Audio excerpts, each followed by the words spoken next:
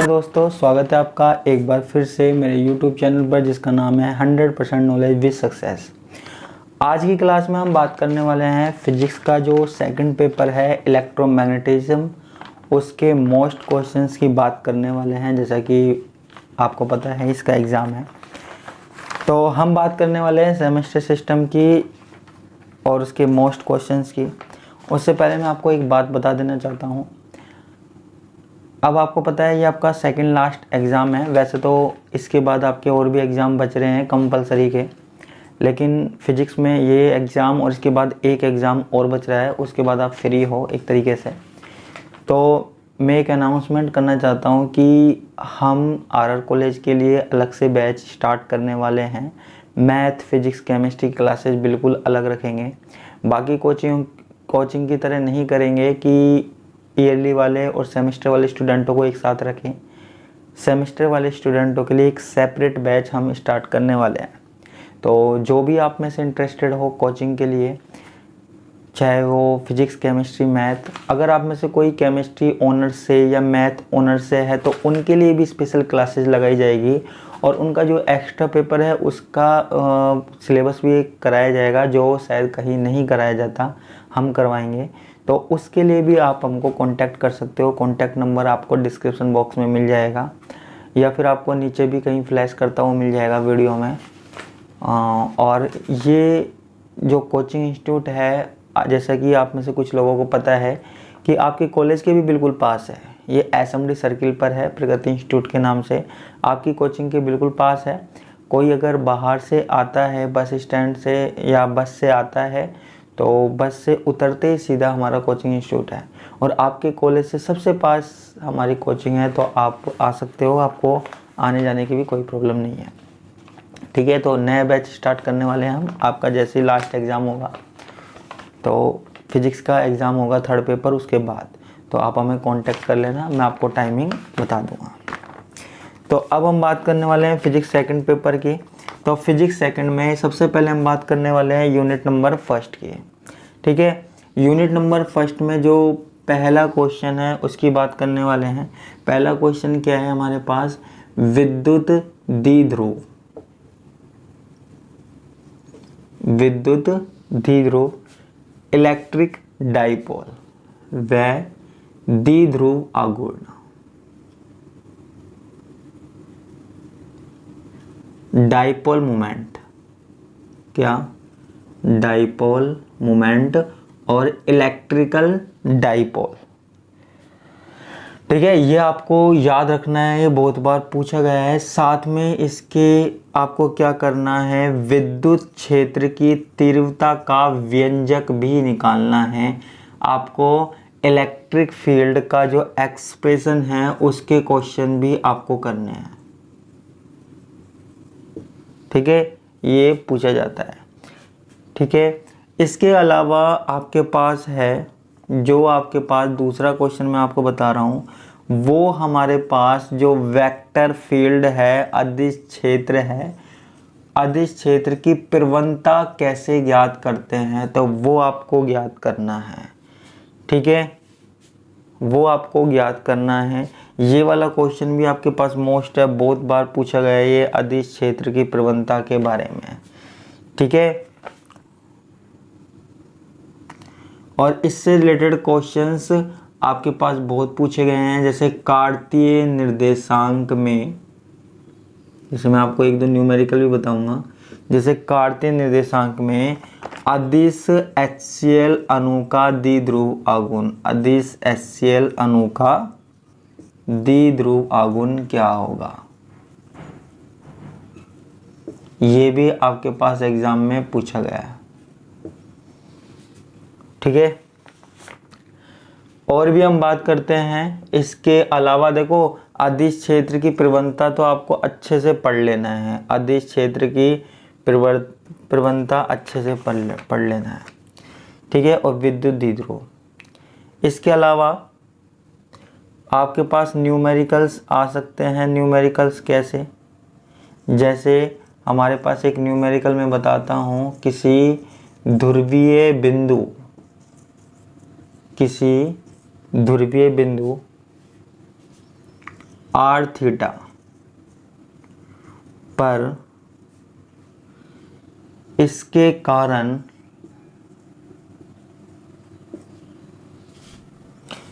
कारण विद्युत विभव व विद्युत क्षेत्र की तीव्रता इलेक्ट्रिक पोटेंशियल और इलेक्ट्रिक फील्ड की जो इंटेंसिटी है, तीव्रता की गणना आपको करनी है, कैलकुलेशन आपको करनी है। ठीक है, कुछ ऐसे न्यूमेरिकल्स आपको यहाँ पे देखने को मिलेंगे। ठीक है, इसके अलावा और भी हमारे पास क्वेश्चन हैं, जैसे आपके पास है, जैसे कोई क्वेश्चन दे दिया कि आपके पास त्रिज्या r है, रेडियस r है तथा आवेश q है। आवेश क्या है? q है। ठीक है, देखो एग्जाम पैटर्न तो सबको पता ही है किस तरीके से क्वेश्चंस आ रहे हैं, तो इसलिए मैं सीधा क्वेश्चंस बता रहा हूँ। पैटर्न वगैरह तो मैंने सब कुछ बताया हुआ है। तो ये है कि जैसे त्रिज्या r और आवेश q का एक समान आवेशीय गोला, एक समान आवेशीय गोला बनाने हेतु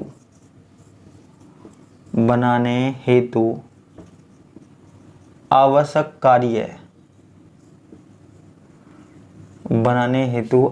कार्य का सूत्र व्युत्पन्न कीजिए। क्या व्युत्पन्न कीजिए? सूत्र व्युत्पन्न कीजिए का सूत्र यहाँ पे ड्राइव करना है।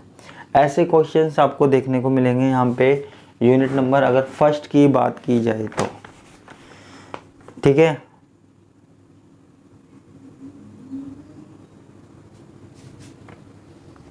तो इसको मैं मिटा देता हूँ।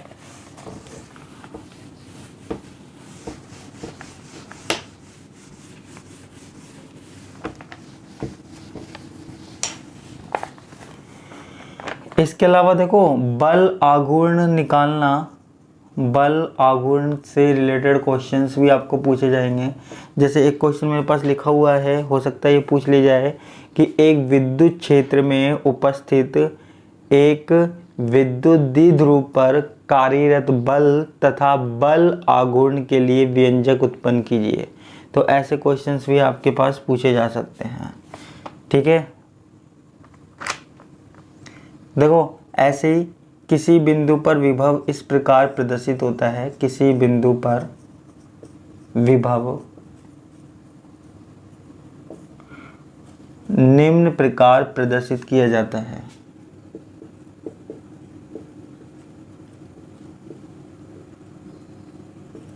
निम्न प्रकार प्रदर्शित करते हैं, जैसे ये दिया हुआ है phi is equal to 2x² minus y² plus 3z² v।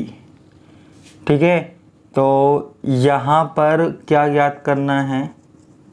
बिंदु 1, -1 और 0 पर विद्युत क्षेत्र की तीव्रता ज्ञात करनी है। क्या ज्ञात करनी है? विद्युत क्षेत्र की तीव्रता, है ना, इंटेंसिटी ऑफ इलेक्ट्रिक फील्ड। तो इस तरीके का आपको न्यूमेरिकल दिखेगा, ऐसा आ सकता है।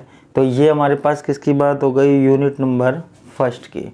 और एक छोटे क्वेश्चंस में हो सकता है आपसे पूछ लिया जाए पोटेंशियल के बारे में, विभव व विभवांतर किसे कहते हैं। ठीक है, ये मिल जाए।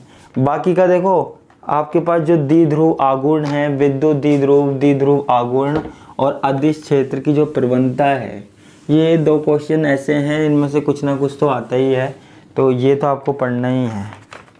तो ये बात हो गई हमारे पास यूनिट नंबर फर्स्ट की। उसके बाद यूनिट नंबर सेकंड की बात करते हैं। तो यूनिट नंबर सेकंड में क्या है? आपको इसमें गाउस की डाइवर्जन प्रमेय जरूर पढ़नी है। डाइवर्जेंस प्रमेय,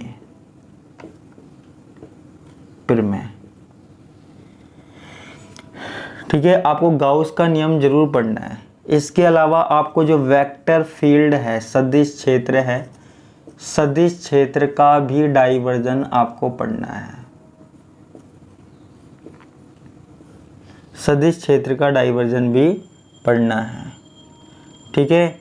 और जो डाइवर्जन है ना, डाइवर्जन के लिए आपको व्यंजक भी व्युत्पन्न करवा सकता है, डेरिवेटिव भी उत्पन्न करवा सकता है, ठीक है। इसके अलावा सदिश क्षेत्र के कर्ल, सदिश क्षेत्र वेक्टर फील्ड में जो कर्ल होता है ना, कर्ल CURL, इसको आपको डिफाइन करना है, ठीक है। देखो ये 3 क्वेश्चन जो मैंने लिखे हैं, गाउस की डाइवर्जन प्रमेय, सदिश क्षेत्र का डाइवर्जन, सदिश क्षेत्र की कर्ल, इनमें से 2 या 1 क्वेश्चन तो डेफिनेटली आपके पास आएगा, 1 या 2 क्वेश्चन तो इसमें से डेफिनेटली पूछे जाएंगे, ये मैं आपको गारंटी दे सकता हूँ, ठीक है। इसके अलावा और मैं बता रहा हूँ, एक आपको पढ़ना है घन कोण, सॉलिड एंगल, सॉलिड एंगल के बारे में आपको बताना है, सॉलिड एंगल क्या होता है, ठीक है। एक आपके पास है स्टोक प्रमेय, स्टोक प्रमेय आपको यहाँ पे बतानी है, ठीक है। और देखो आपके पास बहुत सारी चीज़ें, जैसे आपको सिद्ध करवा सकता है, अगर क्वेश्चन आते हैं सिद्ध करो, तो सिद्ध करने वाले कुछ क्वेश्चंस ऐसे आ सकते हैं, जैसे divergence r cube is equal to 0, ऐसे आपको कुछ सिद्ध करवा सकता है, या फिर आपको इस तरीके से सिद्ध करने वाले क्वेश्चंस भी दे सकता है, r कर्ल में भी ये आपको दे सकता है 0, ठीक है। या एक क्वेश्चन और लिख देता हूँ, डाइवर्जन r3, तो ये कोई क्वेश्चंस है, ये अलग है, ये अलग है, ये अलग है, तो न्यूमेरिकल्स में आपको ये दे सकता है, ये प्रूव करिए, ठीक है। और वैसे तो ये क्वेश्चन हो गए, और एक क्वेश्चन और बताता हूँ, पाइसन समीकरण, क्या पाइसन समीकरण आपको पढ़ना है यहाँ पे, ठीक है। तो ये आपके पास बात हो गई, यूनिट नंबर 2 की बात हो गई।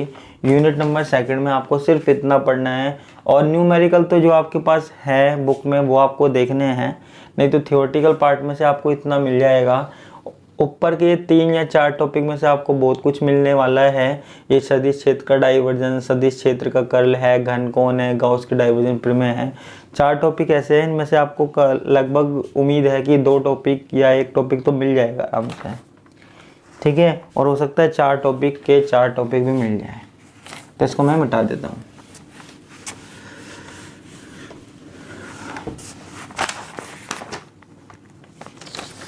अब इसके बाद बात आती है हमारे पास यूनिट नंबर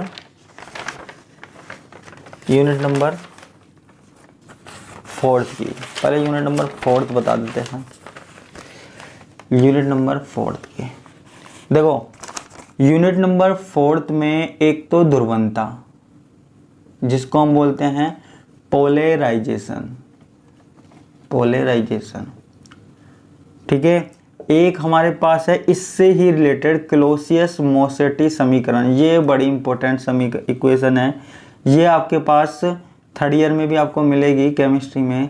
क्लॉसियस-मोसेटी इक्वेशन बहुत ज़्यादा इंपॉर्टेंट इक्वेशन है, तो ये एग्जाम में आती है, तो आपको भी ये मिल सकती है। देखो क्लॉसियस-मोसेटी इक्वेशन, या अगर ये पूछी जाए तो अगर आपसे पूछा जाए विद्युत प्रवृत्ति व परमाण्विक ध्रुवणता,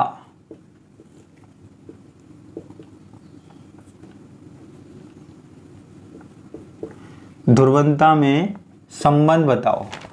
अगर आपसे पूछा जाए विद्युत प्रवृत्ति व परमाण्विक ध्रुवणता में संबंध बताओ, तो भी आपको क्लॉसियस-मोसेटी इक्वेशन करनी है। ध्यान रखना, कभी आप सोचो कि क्लॉसियस-मोसेटी इक्वेशन अलग है, तो इसमें आप कर सकते हो। तो ये हमारे पास होती है इलेक्ट्रिकल ससेप्टिबिलिटी एंड एटॉमिक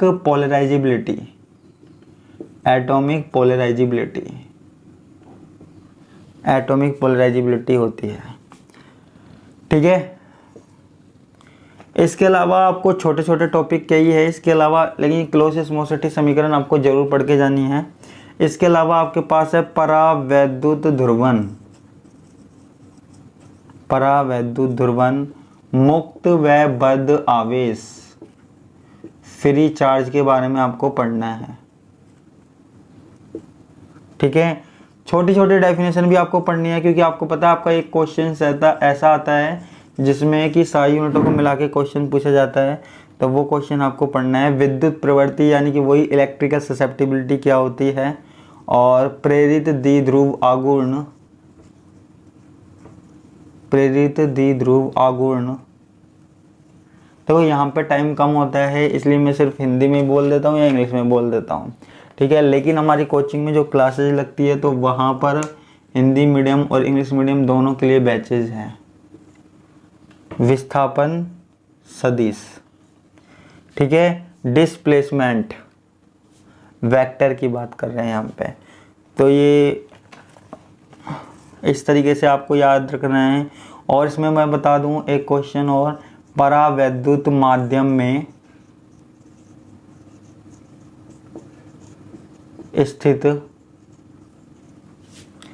आवेश के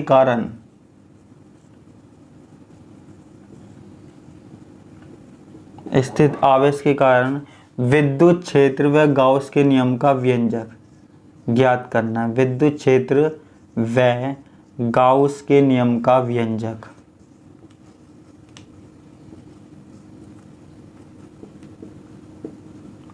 गाउस के नियम का व्यंजक आपको ज्ञात करना है। ठीक है, और छोटे क्वेश्चंस में भी मिल सकते हैं आपको, जैसे आणविक ध्रुवण क्या है, या आणविक व परमाणविक द्विध्रुव क्या है।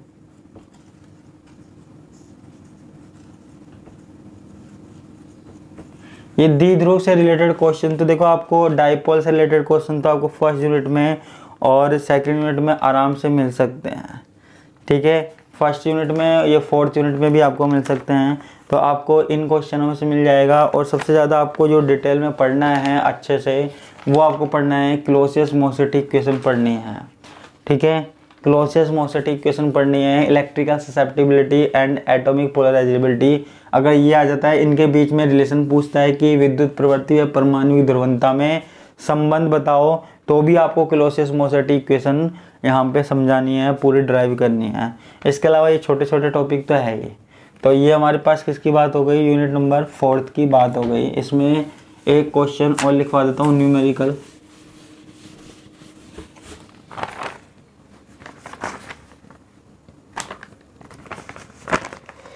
देखो एक क्वेश्चन है कि प्रदर्शित कीजिए कि स्वच्छ आवेश वितरण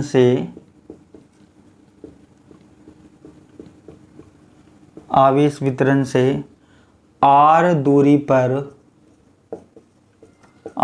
पर स्थित बिंदु पर विभव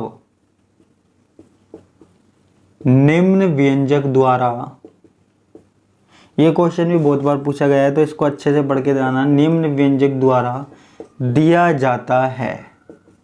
तो हो सकता है अब की बार भी आपको मिल जाए, v बराबर 1/4 pi epsilon 0 p0 upon r plus p1 r2 plus p2 r3 plus ये। तो ये आपको दिया जा सकता है कि ये बताओ। ठीक है, तो इस तरीके के क्वेश्चंस आपको मिल सकते हैं। और गाउस का नियम वगैरह तो मैंने सारा आपको बता दिया, गाउस के नियम का व्यंजक निकालना किस तरीके से निकालते हैं। तो ये आपके पास किसकी बात हो गई, यूनिट नंबर 4 की बात हो गई। तो यूनिट नंबर आप 4 पढ़ोगे तो आपको लगभग उम्मीद है कि इसमें से मिल जाएगा। ठीक है,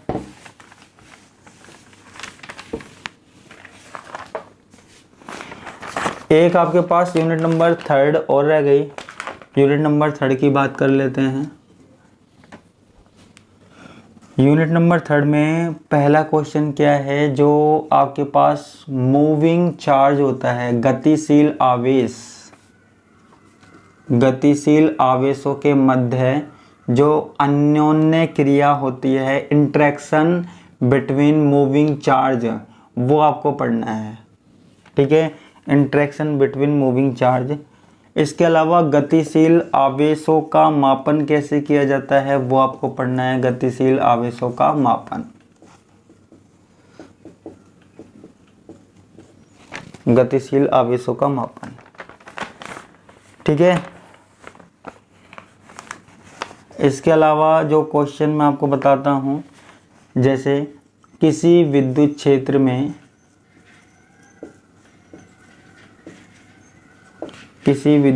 में विभव का मान कितना है, phi is equal to 3x² minus Y plus Z है, तो क्या ज्ञात कर रहा है, विद्युत क्षेत्र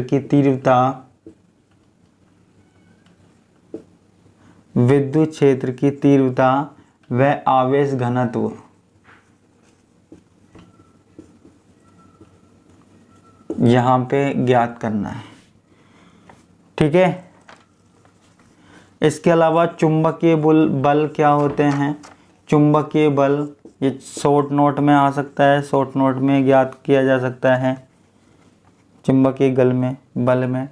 और किसी गतिमान आवेश पर बल का व्यंजक भी आपको निकलवा सकता है कि किसी गतिमान आवेश पर बल का व्यंजक ज्ञात करो, बल का व्यंजक। ठीक है, ऐसे क्वेश्चंस आपको मिल सकते हैं। इसके अलावा और क्वेश्चन मैं बताता हूं कि नियत वेग से गतिशील एक बिंदुवत आवेश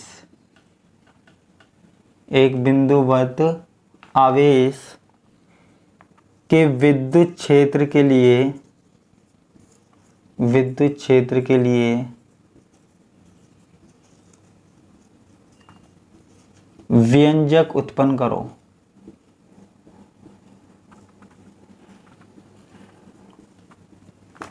व्यंजक उत्पन्न कीजिए। तो आपके पास ये क्वेश्चंस भी पूछे जाते हैं। ठीक है, ये आपके पास मैंने बताया 4 क्वेश्चन। तो इसमें ये जो गतिशील आवेश वाला है ये आपको ज़्यादा इम्पोर्टेंट है, अच्छे से पढ़ना है ना। इसके अलावा देखो आपके पास एक ट्रांसफॉर्मेशन इक्वेशन है, गतिशील आवेश के लिए समीकरण है, तो वो भी मैं बता देता हूँ कि गतिशील आवेश के लिए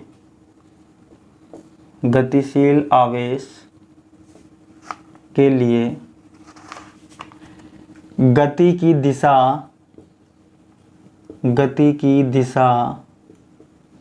व लंबवत दिशा में लगने वाले बलों की रूपांतरण समीकरण।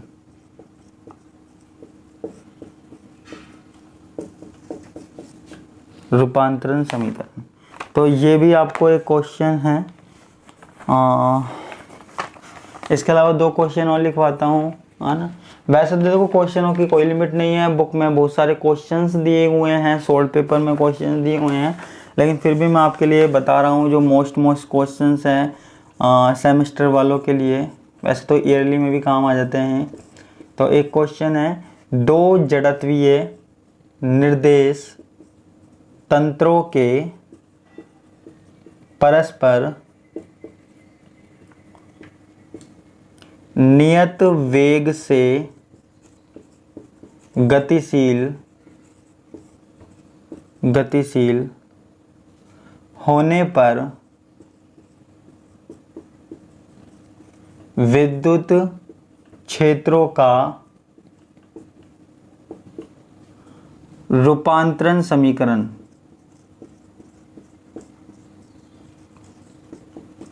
व्युत्पन्न कीजिए।